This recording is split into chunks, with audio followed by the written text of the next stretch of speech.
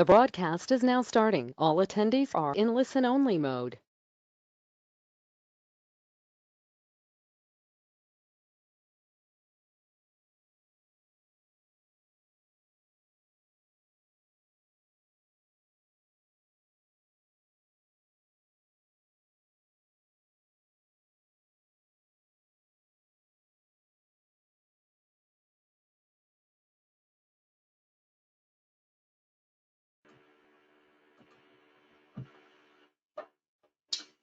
Good afternoon, everyone, and thank you all for coming to Promo's Strategizing for the Effects of COVID-19 webinar.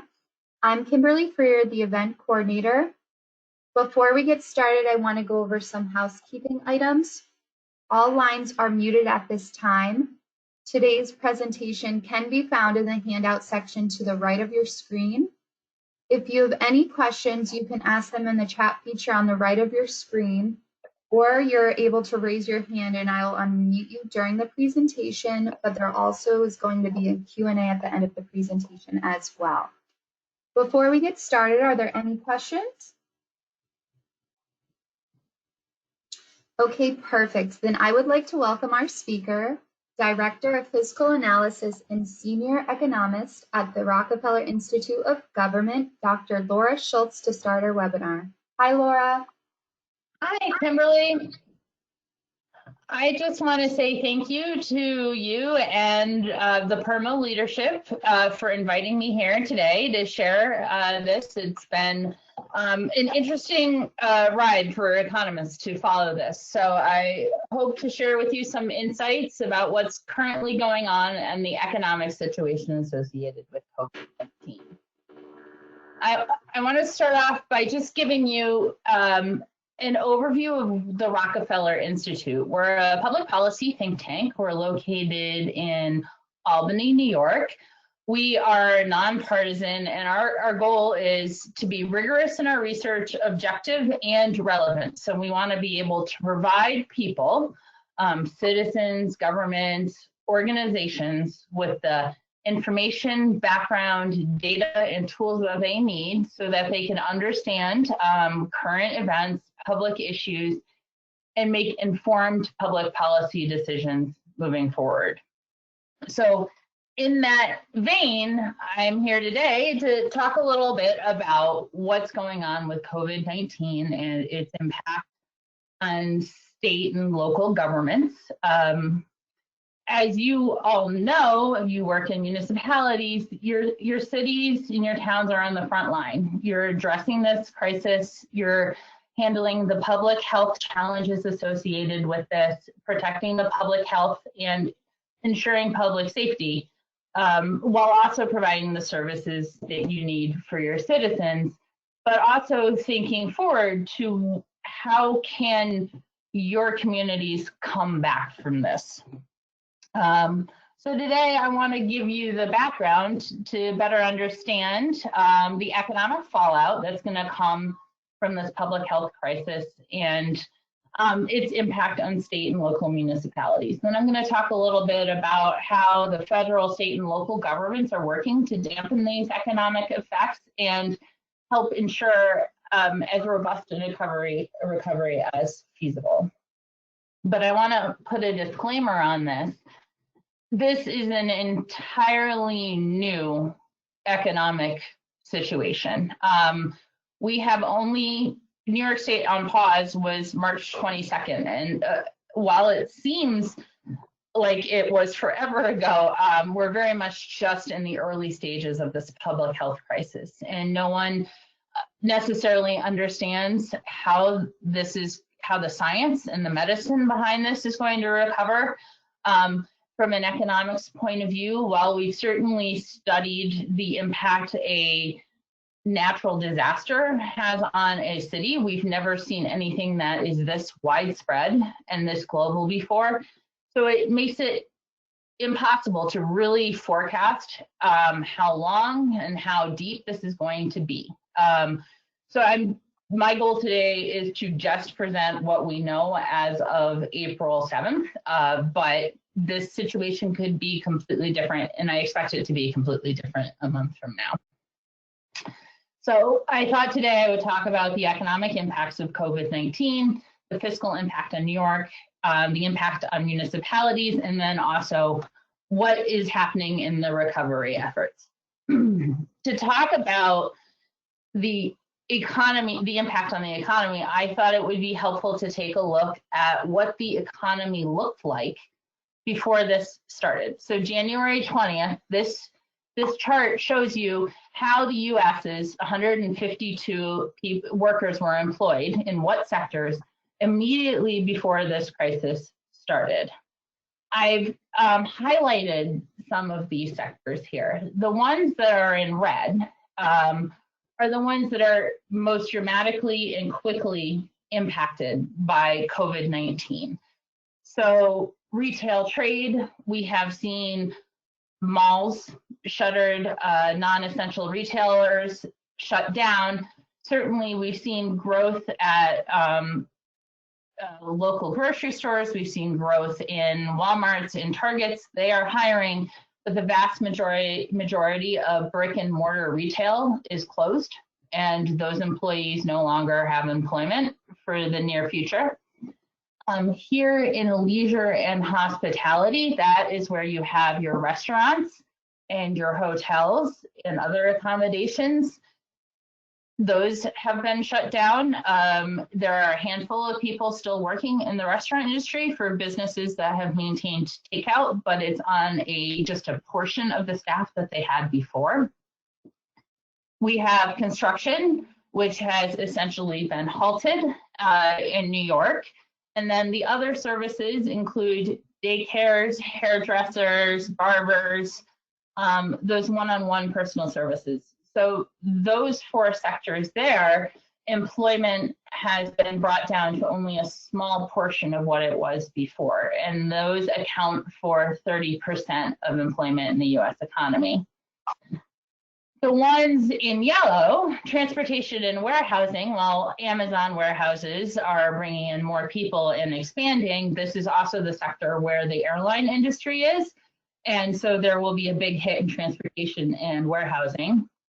In education and health services, while we are talking about education will remain stable, and while there's expansion of health services being offered, all non-essential health services have been shut down. So dental offices have laid off people, optometrists, you're no longer going in for your checkup.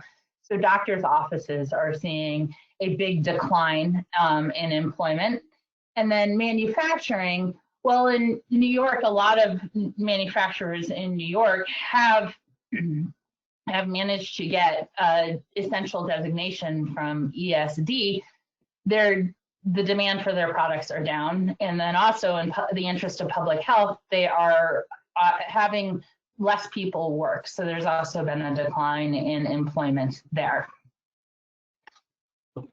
So it is really just too early to even see what the impacts on employment are. Our statistics, as an economist, our statistics aren't coming out. We probably won't see this for another 2 or 3 months. But what we do know is that in the first 2 weeks since the shutdown, 10 million people have filed for unemployment for the first time in 2 weeks, and we expect that number to grow.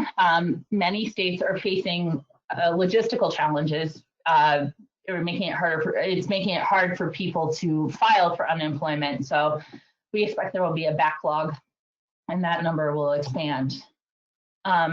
And the BLS surveyed people in March, around March 12th, and found a 4.4% unemployment rate. And that is really early. That was before a lot of this started. But at that point, we saw declines in leisure and hospitality employment. We've seen declines in the entire travel and hospitality sector. Personal services, daycares, hairdressers, they have shut down. And then the healthcare sector, we see lots of layoffs in home healthcare, the home healthcare subsector, dental offices.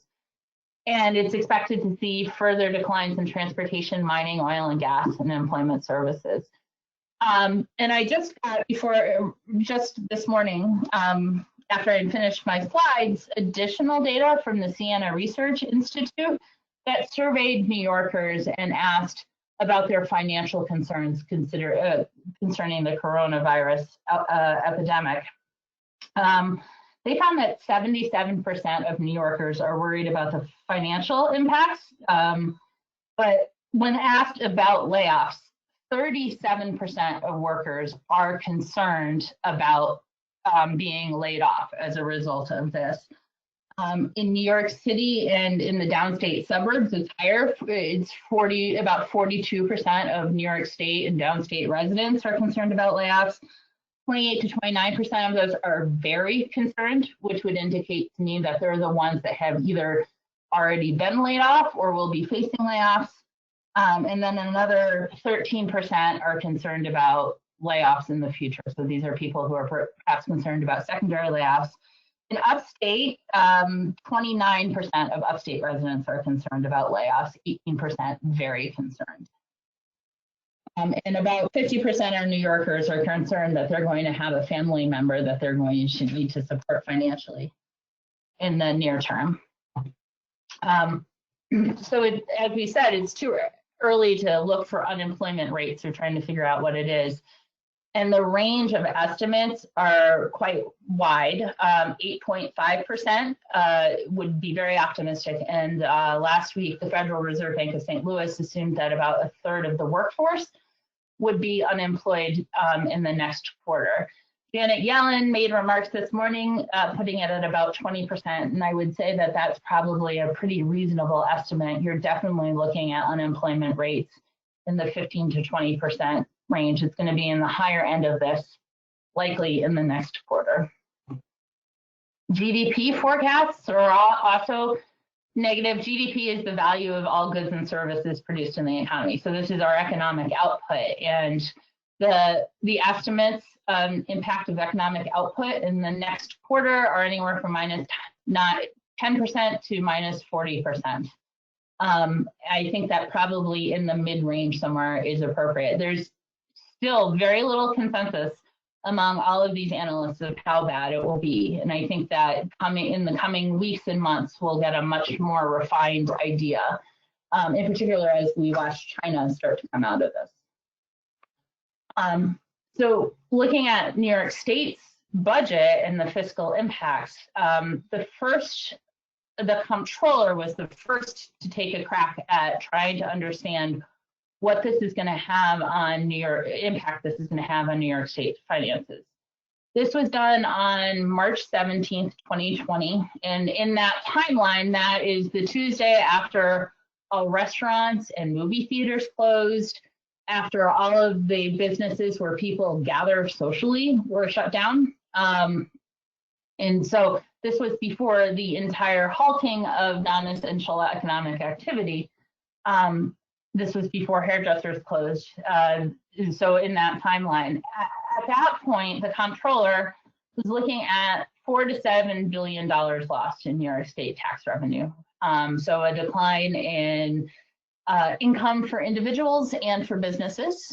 The comptroller said that there would likely be a decline in VLT and casino receipts. So that New York collects about $1 billion annually. At that point, New York has allocated an additional $40 million in spending for COVID-related expenses. And at that point, the federal government had just delayed its tax filing deadline to July 15th. And the comptroller acknowledged that that is going to have an impact on New York State's cash flow. And at that point, levels of federal support are unknown, and it was acknowledged that there was a $3.8 billion available in the rainy day fund that could be used to offset some of these costs. These projections were updated on March 26th when the Department of Budget released new measures. So 9 days later, the revenue shortfall increased significantly. If the recession just lasts through the summer, it will be a $9 billion revenue shortfall. But if the recovery takes longer, that will be a $15 billion loss in revenue. They acknowledged that the financial industry is an important one for New York State, and an extended downturn would have an impact on New York State's revenue. At that point, 600 million had been spent out of New York State's coffers for medical supplies. And we had at least some insight into how much New York State would be getting from the federal stimulus of about $3.1 billion. With that information, New York State passed its budget on April 2nd, but acknowledged that there was just too many unknowns in revenue for the coming year. They weren't sure how much support they were going to get from the federal government. They didn't know what impact this would have on tax receipts, on a lot of different revenue streams. So the budget was enacted with rolling budget cuts. At 3 points in the upcoming year, the budget could be adjusted, and the budget director had the authority to withhold all or some of the amounts of money in the bills, and this in the budget, and this could impact school funding and aid and incentives to municipalities. But they would be taking into consideration direct federal aid. So this year's budget had to be extremely flexible to handle the situation. So how is this impacting municipalities? It is expensive. Municipalities are facing higher costs and they're looking at lower revenues. So how are municipalities responding? First of all, increased expenditures. You've got higher purchases of PPE and medical equipment, and these are all being at premium prices. You're paying well above market rate than over what was charged last year. Childcare for emergency workers, as our childcare and school system has shut down, local jurisdictions have had to offer childcare for people who are essential workers. There still are new expenses for public safety and sanitation, and a lot of localities are facing large overtime spending for police, fire, and health as they're in increased demand and the workforces are shrinking and people are getting ill. Those have to be made up for with overtime. It's going to have some serious economic impacts on local communities. Higher levels of unemployment. If we're looking at 20 to 25% unemployment for a quarter, that is going to have a significant impact on the income earned in the community, which means lower income taxes. There are going to be delays in individual and business tax filings, which is going to have a negative impact, a challenging impact on cash flow. So short-term spending you might not have money to spend there. Lack of economic activity is going to drive down sales tax revenues. And several people have attempted to look at that. But with retail closed, restaurants closed, you would expect to see very significant, almost zeroing out. Again, sharp declines in accommodations taxes collected as many of the hotels have closed. And then you're going to have fewer fees from airports and transportation hubs. A lot of the revenue generators in the community have stopped. Parking tickets aren't being issued. People aren't paying parking fees anymore. Revenue from public transportation has been decimated, yet many public transportation systems need to continue to operate to service the essential employees. One bright light in this is that payment and property taxes are going to be less dramatically impacted in the short term. So what we can do is take a look at how communities raise their revenues, and how a community raises revenues is going to have a big impact on the revenue stream for the community moving forward. So as I mentioned, property taxes are relatively inelastic. That money will likely still come in. Sales taxes, individual income, corporate income taxes are going to be very elastic. So any government that relies heavily on those for revenue sources are going to be facing some challenges in the short term. Other taxes, and that's going to be in the fees. So New York local governments tend to rely more heavily on property taxes than the national average, which somewhat insulates them from the immediate shock of it. It relies about the same, if not a little less, on sales taxes, but does rely a little more heavily on income taxes. And then also the charges and miscellaneous revenue can also be elastic.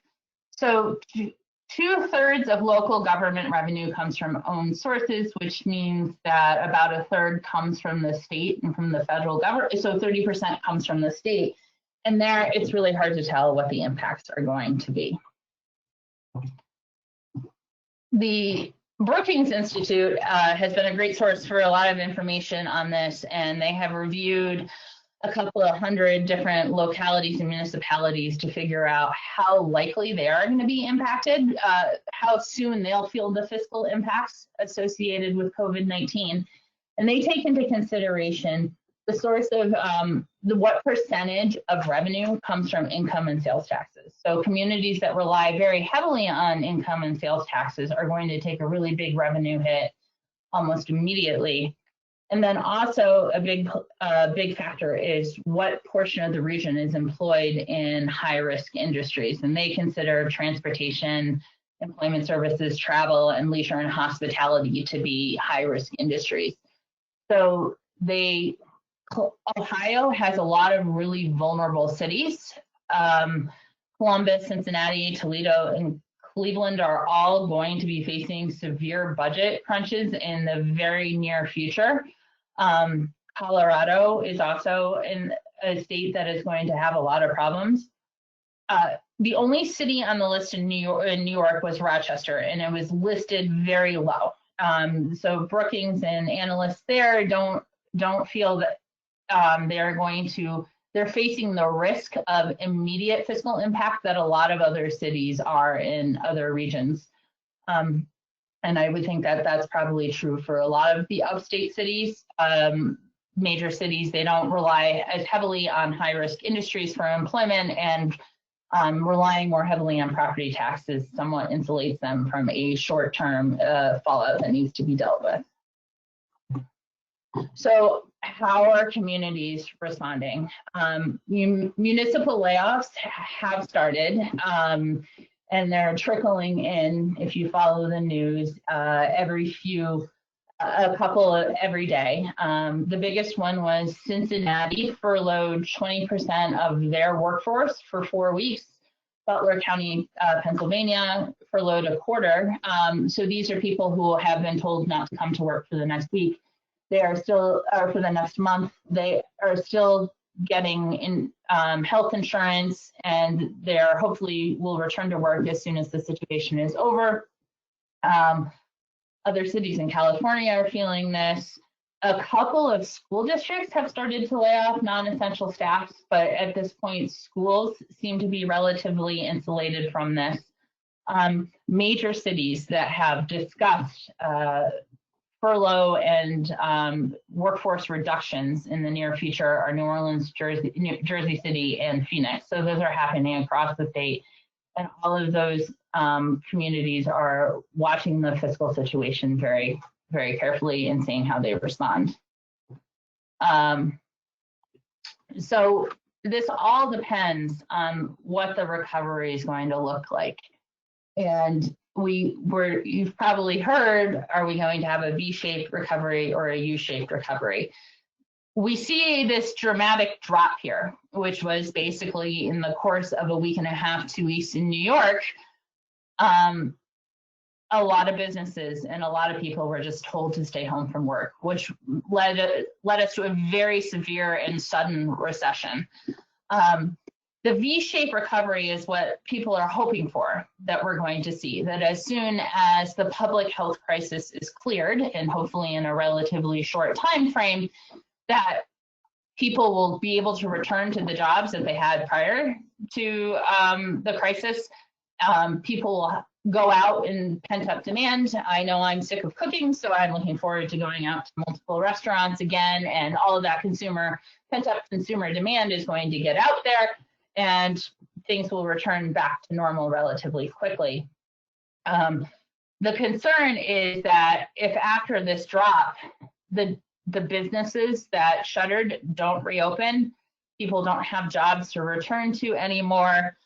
So then those workers are going to have to find other employment, which means that there's going to be less spending in the economy. If people who do have secure jobs are concerned about economic climate and are unwilling to, are nervous about using their money to go out and spend, you're going to have a much slower return back to where we were, and that's a U-shaped recovery. So as the federal government and state governments are looking to see how to lessen the impacts of the recovery, they are all aiming to create scenarios where a V-shaped recovery can occur.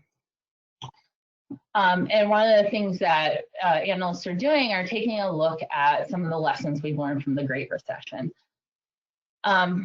State and local governments, we found that we know that state and local governments play an important role in local economies. They hire 13% of people and generate about 8.5% of GDP. So that's a big employer, an important regional employer. And after the Great Recession, we saw multiple years of declines in fiscal municipal revenues. We saw declines in employment, declines in spending and investment from state and local economies. And since state and local economies or governments are important drivers in their regional economies, if they're not hiring and they're not spending, that means that the recovery is going to last longer. So one of the critiques from the handling of the Great Recession was that there wasn't enough support to municipalities and governments because they have to be leaders. When you're doing a recovery, local governments need to drive up demand. And so hopefully this won't be repeated. So what we're doing in planning for what experts are doing in planning for the COVID recovery is they want to maintain as much of the economic infrastructure that we currently have so that it can be restarted quickly. We want to make sure that the businesses that were here before the pandemic are here when we come back out of our houses. So ways that we can do that is to provide bridge income to the workers who have been displaced by the shutdowns so that when they return back to work, they have money to spend, and then they're not paying off debt, a tremendous amount of debt. The goal is to help businesses keep the lights on and payrolls intact so that they can resume business as soon as they're allowed to resume business. And then the other important thing is you have to provide support to the state and local government so that they can maintain services through the crisis and after the crisis. So what have we been doing for individuals? Again, it's to maintain economic security for these people who have lost jobs or lost income as a result of this. So there's been the CARES Act expanded unemployment funding. So people are receiving $600 more a week than they would have otherwise. They also expanded coverage for unemployment. So traditionally, independent contractors and gig workers wouldn't be covered under unemployment because no one had paid their unemployment insurance, but they now have access to that. The recovery rebate checks should be coming out in the next couple of weeks, we'll see.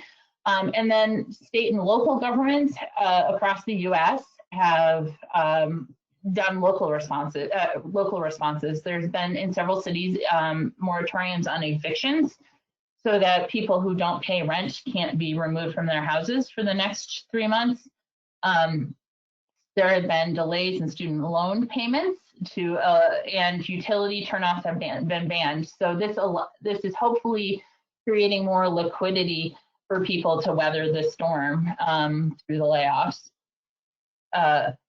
Now, the support for small businesses, this has been an interesting one to watch. It is a brand new program, a much larger program than has ever been attempted before. The Payroll Protection Program is a set of loans. Businesses can receive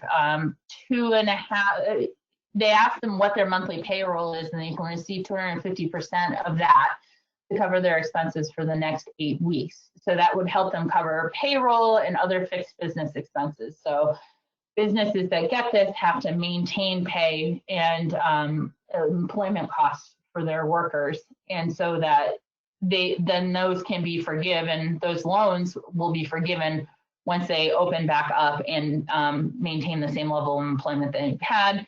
Economic injury disaster loans, which have traditionally been used for natural disasters, are also available now as a result of this crisis to help small businesses overcome liquidity challenges, and other things like delays of tax payments and tax forgiveness. It's been a very complicated process getting this up and running in a very short period of time. I've spoken with a number of economic development organizations who are working to help connect local businesses with these programs. The rollout has been messy, just because it's a new program and there's a lot of demand for it. And the high demand will likely lead to expansions of the funding available for these programs. One of the critiques of CARES has been the lack of support for state and local governments. There have been some. $139 billion was distributed to state and local governments.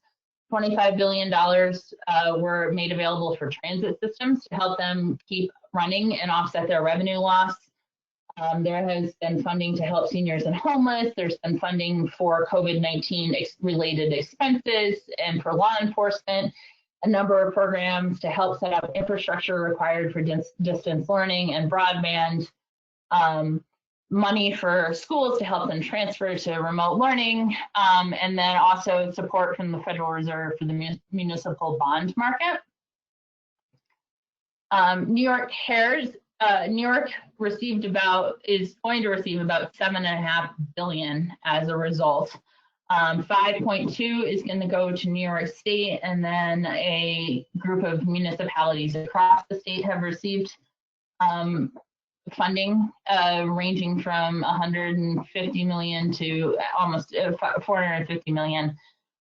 One of the critiques has been that this federal support has been limited exclusively to communities of 500,000 residents or more.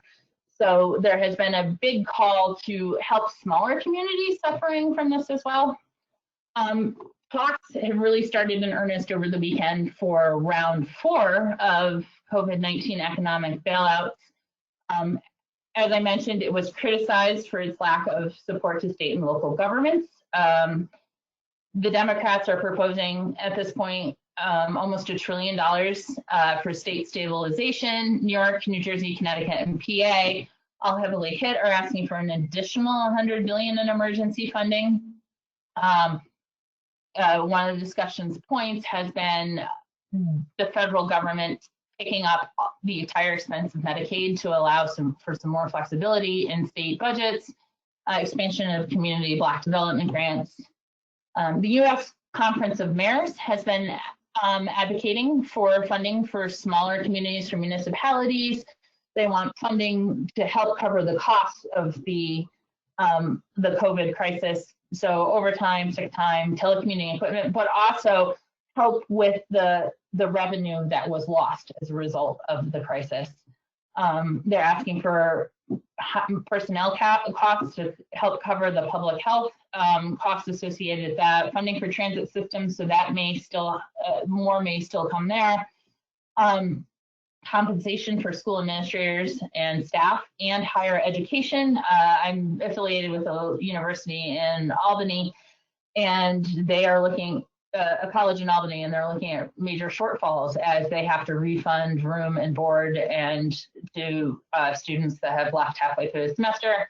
And in addition, the Conference of Mayors is looking for setting up the infrastructure required to enable a fast recovery, as fast a recovery as possible. So funding for workforce development boards, for EDOs, to help them continue to offer supports to businesses, and then also to find new placements for workers who are unemployed. So just something to think about is we've never really dealt with something of this scale before. It is a three-pronged problem. It's a public health issue, it's an economic issue, and a fiscal crisis all in one, and it's affecting the entire country. And at this point, we just don't know if New York City may be working towards flattening the curve, but we don't know how long. Is it going to be a plateau, or is it going to be a sharp drop off? We don't know what returning to work will look like. We're not sure what the health infrastructure required to get us through the vaccine is going to be required. So we don't know how long the shutdown's going to last. We don't know what businesses are going to survive this and what jobs there will be for people to return to. And at this point, we're talking round 4 of assistance. There will likely be additional rounds for a prolonged period. So we don't really know what kind of money the federal government is going to make available to state and local governments as they try to meet the immediate need of the public health crisis and then also enable an economic recovery. So what we learned from the last recession is that ideally local governments and community leaders should be working to maintain the fundamentals of the local economy, and preparing to get everything restarted as soon as we get the go-ahead to do that, to make sure that we get as fast a recovery as possible.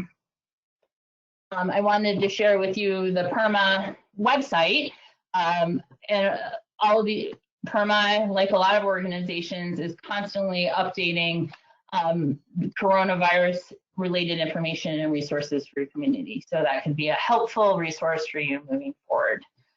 And with that, I'd be happy to take any questions.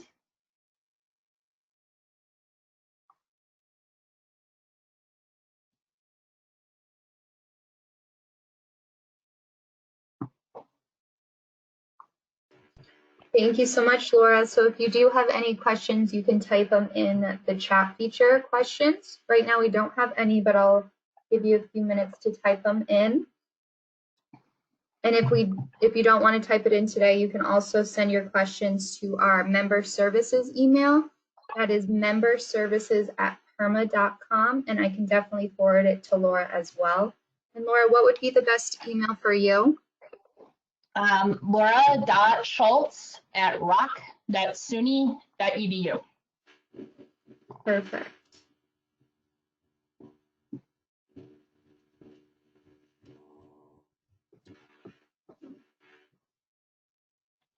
So there's a question, will the slides be on the PERMA site?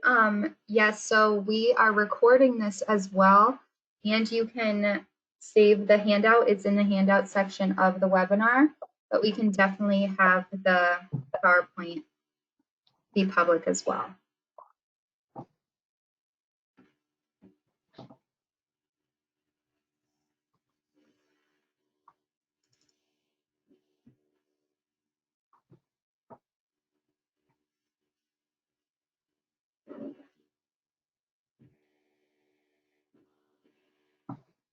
So we do have a couple coming. Patricia, when you refer to 13% employed by local governments, does this include school districts? Yes, and that's probably the bulk of it. Yes, that does include local school districts.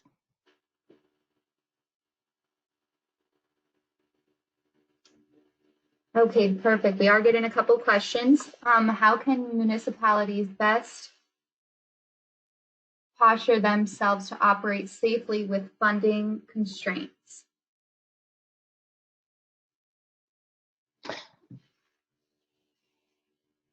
I'm not sure I could answer that. I think that you definitely need to keep in consideration the funding constraints and acknowledge that the funding can change dramatically. The funding situation can change dramatically over the next month. So I think that might be a broader discussion for PERMA members. Great, thank you. And just a correction, excuse me, member services, our email is memberservices@perma.org, not .com.org. Sorry about that. Okay, so we do have another one. Local governments have limited resources in New York State already, and the impact on state shortfalls will affect us. Are you suggesting to us we should maintain current spending levels? Or should we be planning for the worst by setting a contingency budget that could be revised up if the conditions improve? Well, I think that the contingency budget has been what New York State has chosen to do. And again, I'm not an expert on public finance law, and every government has its own rules and regulations. But I think that you need to be prepared for a lot of uncertainty over the next year.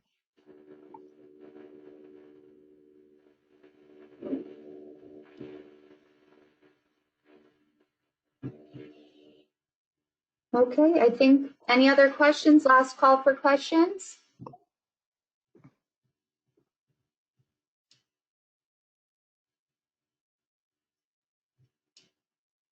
Okay, perfect. I think that's all of them. Thank you so much, Laura. We really appreciate this. And again, we have been recording it, so you'll have access to this on our website. You can continue looking at our website for updated resources and updates for us.